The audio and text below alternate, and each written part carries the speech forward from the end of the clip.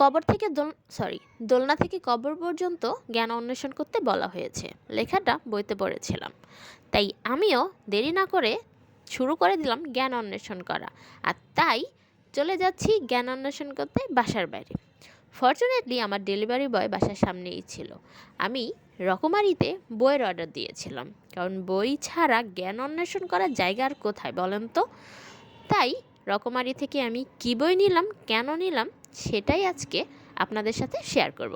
চলেন তাহলে আনবক্সিং করি আমি কী বই অর্ডার করলাম। তো বাসে আসার পরে বেশ এক্সাইটেড ছিলাম যে ফাইনালি আমি আসলে যে বই দুটো খুঁজছিলাম এবং যে রকম বই খুঁজছিলাম সেই বই দুটো পেয়ে গেছি। তো বাসায় আসার পর অনেক বেশি এক্সাইটেড ছিলাম।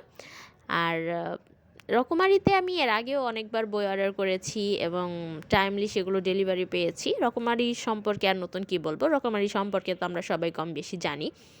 তো এই হচ্ছে আমার বই প্রোডাক্টিভ মুসলিম। আমি টোটাল হচ্ছে দুইটা বই অর্ডার করেছিলাম, প্রোডাক্টিভ মুসলিম আর একটা হচ্ছে প্রোডাক্টিভ লেসন্স।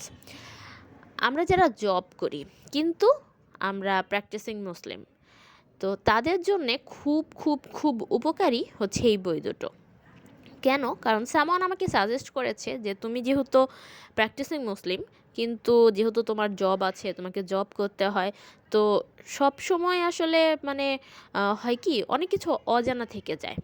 আমাদের যে ইসলাম ধর্ম সেটা সম্পর্কে আমি অন্তত খুব বেশি জানি না বললেই চলে। বাট আমার খুব ইচ্ছা যে আমি আসলে আমাদের ধর্ম বা ইসলামটাকে একটু রিসার্চ করব। আর আর এই ধারণাটা সত্যি কথা বলতে আমি যখন কোরআনের বাংলা বঙ্গানুবাদটা পড়েছিলাম সেখান থেকেই আসলে আমার ভেতরে এই জিনিসটা আসছে যে কেন যেন আমার মধ্যে ইসলাম সম্পর্কে আরও অনেক বেশি জানার আগ্রহ। তো তিনি আমাকে বললেন যে তুমি এই বই দুটা পড়ে দেখো, তোমার বেশ হেল্প হবে। তুমি যা যেমন খুঁজছো বা যা জানতে চাও তুমি পাবা। তো তার কথা মতোই আসলে আমি এই বই দুটা রকমারিতে অর্ডার করেছিলাম।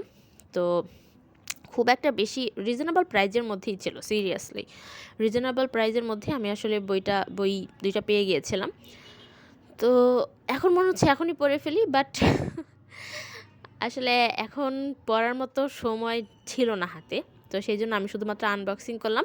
আর বই পড়ার পারফেক্ট টাইম আমার যেটা মনে হয় সেটা হচ্ছে রাতে ঘুমানোর আগে। সিরিয়াসলি রাতে ফোন টিপতে টিপতে ঘুমাতে আমার একদমই বিরক্ত লাগে।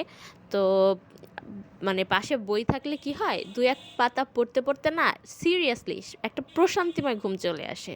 ট্রাই করে দেখতে পারেন।